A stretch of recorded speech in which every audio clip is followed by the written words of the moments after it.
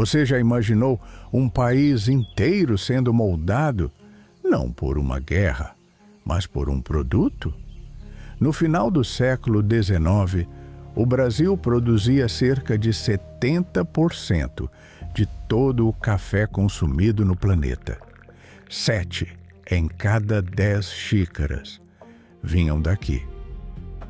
Este dinheiro construiu ferrovias, financiou bancos, ergueu cidades inteiras. E, em menos de 70 anos, ajudou a derrubar um império. Essa é a história de como um grão reorganizou um país inteiro.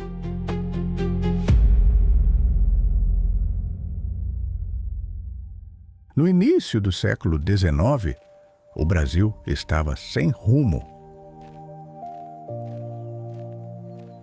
O ouro de Minas Gerais já não sustentava mais a economia. O açúcar do Nordeste perdia mercado para o Caribe. A independência tinha chegado, mas não resolveu o principal problema. Faltava dinheiro. Foi nesse cenário que o café começou a crescer. Primeiro, tímido. Pequenas lavouras nos arredores do Rio de Janeiro. Mas o avanço foi rápido. Na década de 1830, as plantações já dominavam o Vale do Paraíba. Pouco tempo depois, o café passou a representar cerca de 40% das exportações brasileiras. Navios saíam carregados do Porto do Rio. Cada saca com cerca de 4 arrobas. Milhares delas atravessando o Atlântico. Londres, Paris, Hamburgo. O café virou rotina nas cidades industriais. Operários começavam o dia com ele, negociações comerciais giravam em torno dele. E o Brasil passou a depender disso. O país não exportava só um produto, exportava energia. Energia que mantinha o mundo em movimento e o próprio império de pé. Mas havia um limite: o transporte. Uma saca de café podia levar dias, às vezes semanas, para sair da fazenda até o porto. Descendo a serra, em lombos de burro, por caminhos estreitos, escorregadios, irregulares. Cada viagem era risco. Carga perdida, animais mortos, tempo desperdiçado. E tempo agora valia dinheiro. Muito dinheiro.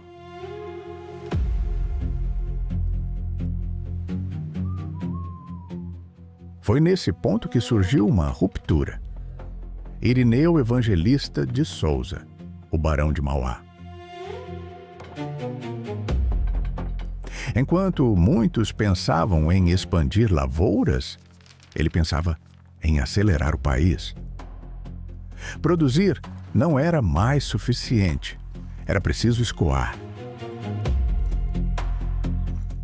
A primeira ferrovia brasileira surgiu ainda na década de 1850, com pouco mais de 14 quilômetros, ligando o Porto de Mauá à base da serra. Curta, mas decisiva. A partir dali, os trilhos começaram a avançar. Centenas de quilômetros sendo construídos ao longo das décadas seguintes, ligando fazendas ao litoral, reduzindo tempo, reduzindo custo, aumentando o lucro. E tudo isso financiado pelo café. Ao mesmo tempo, a proibição do tráfico de pessoas escravizadas redirecionou enormes volumes de capital. O dinheiro mudou de caminho. Saiu do comércio humano e entrou na infraestrutura. Ferrovias, bancos, indústrias. O Brasil começava a se transformar.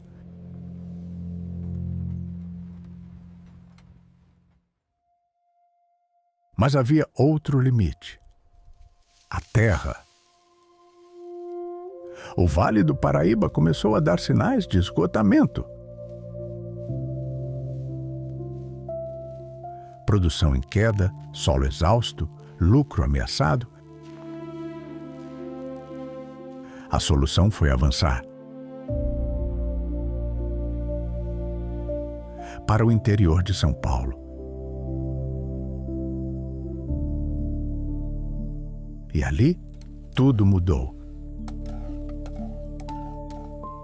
A terra roxa, fértil, profunda, altamente produtiva. Regiões como Ribeirão Preto se transformaram rapidamente. Fazendas maiores, produção em escala, lucros recordes. Mas havia um problema: mão de obra. A escravidão estava chegando ao fim. E essa transição não começou de forma suave.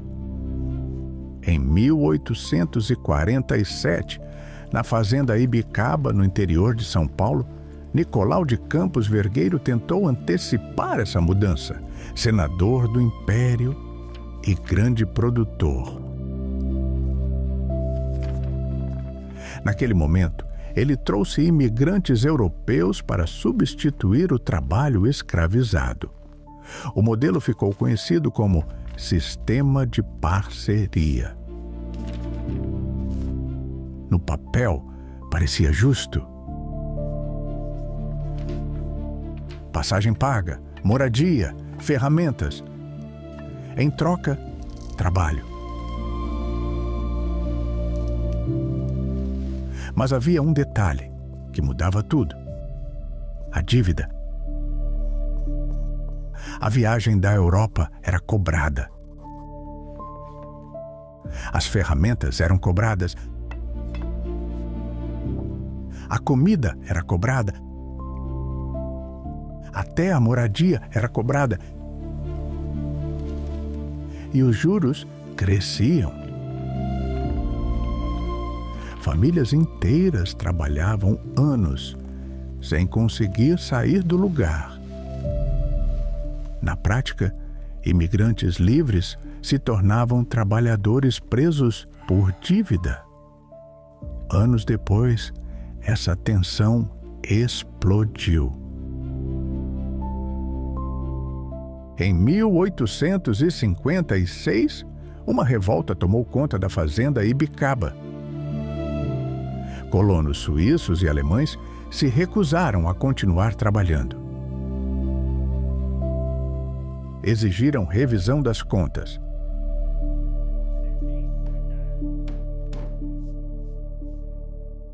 Alguns fugiram. O sistema entrou em colapso. Mas deixou um aprendizado. Quando a escravidão foi abolida de vez, em 1888, o modelo precisou mudar. E mudou. Agora com salários definidos, contratos claros e incentivo direto do governo paulista. Entre o final do século XIX e o início do XX, mais de 1 milhão de imigrantes chegaram ao Brasil.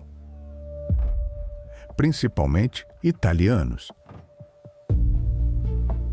E junto com eles vieram ideias. Sindicalismo, anarquismo, republicanismo. O campo mudou. E o país começou a mudar junto.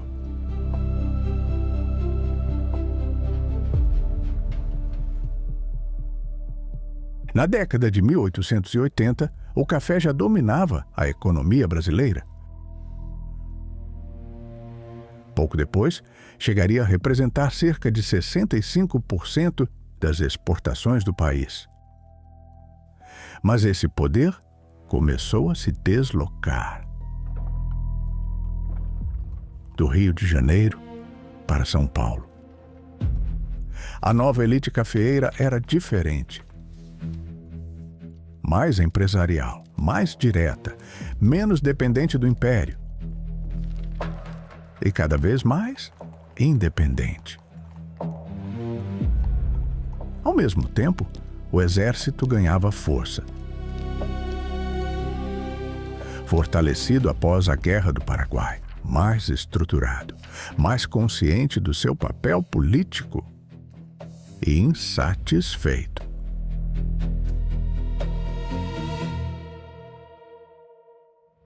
O império começava a perder apoio de quem produzia e de quem defendia. A abolição da escravidão acelerou essa ruptura. Sem indenização suficiente aos proprietários, a elite cafeeira do Vale do Paraíba rompeu com o governo. No ano seguinte, a mudança veio rápido. Sem guerra, sem resistência significativa, a monarquia acabou. Dom Pedro II deixou o país. E a República começou. O café sustentou o império por décadas, mas, no fim, financiou sua queda.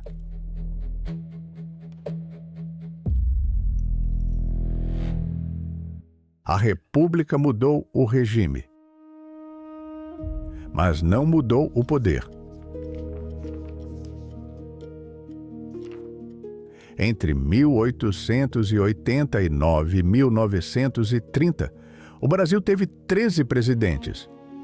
8 eram de São Paulo ou Minas Gerais, todos ligados ao café.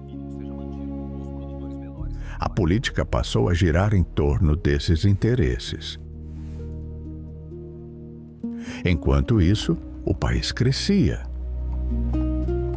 São Paulo deixou de ser uma cidade pequena para se tornar o maior centro econômico do país. Ferrovias avançavam pelo interior. Cidades surgiam ao redor das estações: Campinas, Ribeirão Preto, Araraquara. Muitas das rodovias atuais seguem exatamente esses antigos trajetos ferroviários. O café perdeu força econômica por volta de 1930. Mas o que ele construiu, ficou. Na infraestrutura, na organização das cidades, na concentração de poder. A República foi proclamada, mas o poder não mudou de mãos, mudou apenas de forma. O café saiu do centro da economia, mas não saiu do centro da história. O Brasil moderno não nasceu de um único evento. Ele foi construído ao longo de décadas. Safra após safra, trilho após trilho, decisão após decisão. Hoje, quando você cruza o interior de São Paulo, ou observa o crescimento das cidades do Sudeste, você está vendo o resultado disso. Porque o café não construiu apenas riqueza, construiu estruturas. E estruturas não desaparecem. Elas apenas mudam de nome.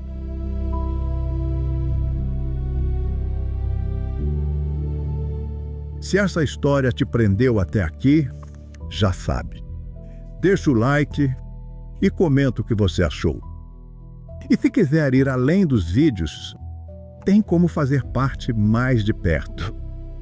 Virando membro do canal, você ajuda a manter esse projeto vivo e ainda participa das decisões do que vem por aí. Se fizer sentido para você, é só clicar em Seja Membro e a gente continua construindo essas histórias juntos. Um abraço e até o próximo vídeo.